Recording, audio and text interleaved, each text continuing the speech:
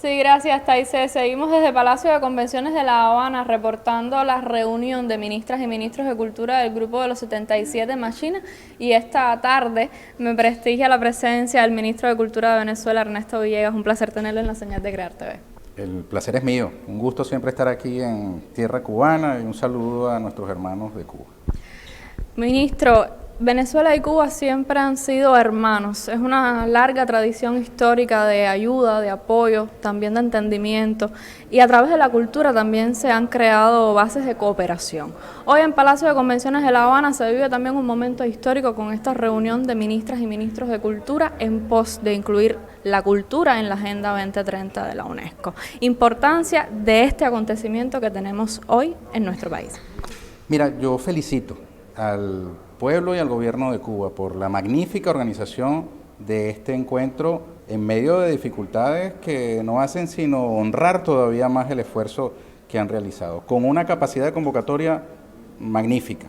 Quiero además saludar el hecho de que esta reunión muestra al mundo la polifonía de las culturas en plural, porque frente al proyecto globalizante, frente al proyecto civilizatorio de la globalización capitalista, pues la diversidad cultural es el principal obstáculo para la imposición de esas hegemonías que buscan eliminar las diferencias culturales, los matices, las identidades en pos de una globalización que ha ofrecido al mundo nada más y nada menos que la extinción de la especie humana en el planeta.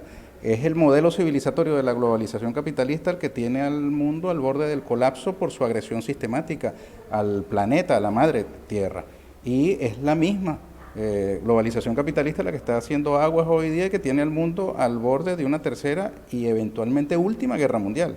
Así que esta reunión hace presente una diversidad de voces, una diversidad de culturas que ha sabido interpretar muy bien nuestro anfitrión, el ministro de Cultura de Cuba, Alpidio Alonso, en su intervención, cuando nos habla de un bien de interés público mundial.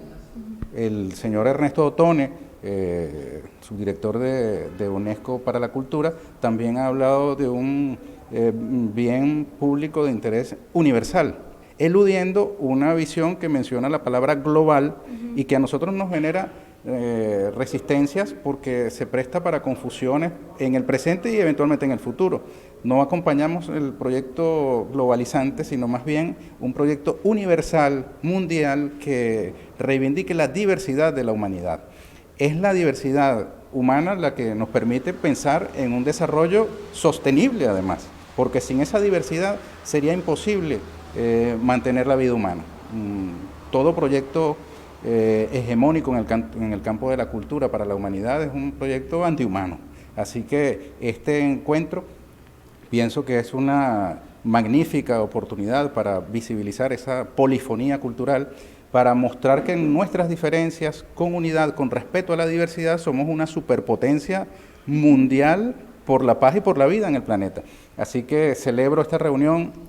En nombre del presidente Nicolás Maduro Moros le envío un saludo, como ya se lo expresé, al presidente Miguel Díaz-Canel y a todo el pueblo y al gobierno cubano. Hemos planteado aquí la necesidad, como lo hicimos en la reunión de ministros de Cultura de UNESCO en México, recientemente la Conferencia Mundial de Políticas Culturales, Mondiacult, de que la UNESCO pueda dotar al mundo de un instrumento internacional que pudiera ser una convención para la protección de bienes y derechos culturales de los pueblos en caso de países agredidos con medidas coercitivas unilaterales, con sanciones o bloqueos, así como en 1954 la UNESCO produjo la Convención para la Protección de Bienes Culturales en caso de conflicto armado. Hoy día está evidenciado que no solamente son armados los conflictos y que las guerras multidimensionales están a la orden del día, que tienen un flanco cultural muy importante. La guerra cultural es una realidad hoy. Así que el sistema internacional debería dotar a los pueblos de mecanismos para proteger sus derechos culturales en medio de situaciones como esta que le ha tocado vivir al pueblo cubano, que nos toca vivir al pueblo venezolano y a otro montón de pueblos del mundo, sometidos injustamente a medidas agresivas, coercitivas unilaterales. No solamente estamos hablando de una guerra cultural que es latente aún, sino que también es una existencia de una guerra cultural mediática. Esta reunión que sucede hoy en Palacio de Convenciones, ministro, también tiene como eje temático fundamental el patrimonio cultural, más allá de la cultura como desarrollo sostenible. ¿Qué papel tendría el patrimonio de nuestra diversidad cultural? ¿Qué papel tendría que jugar esa diversidad cultural en cuanto a patrimonio, ¿no? A tradición, a costumbre, ahora mismo en la actualidad para enfrentar justamente esta globalización y esta guerra cultural o guerra cultural mediática? Bueno, fíjate que el patrimonio cultural, tanto el tangible como el intangible, el material como el inmaterial, son fuentes de identidad y defensa de los pueblos. Lo decía el ministro de Cultura de Palestina en su intervención, que me pareció también magnífica.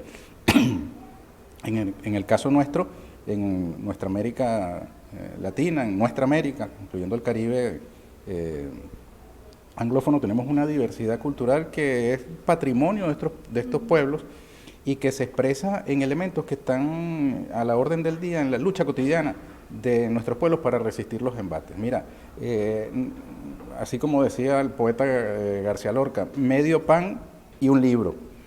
El alimento del cuerpo es muy necesario, pero el alimento del espíritu lo es, incluso de manera tan fundamental como ese alimento del cuerpo. Nosotros no nos distinguimos de otros integrantes del reino animal, sino precisamente por el ejercicio de la cultura. Otros integrantes del reino animal también tienen necesidades similares a las nuestras: comer, beber, dormir, reproducirnos.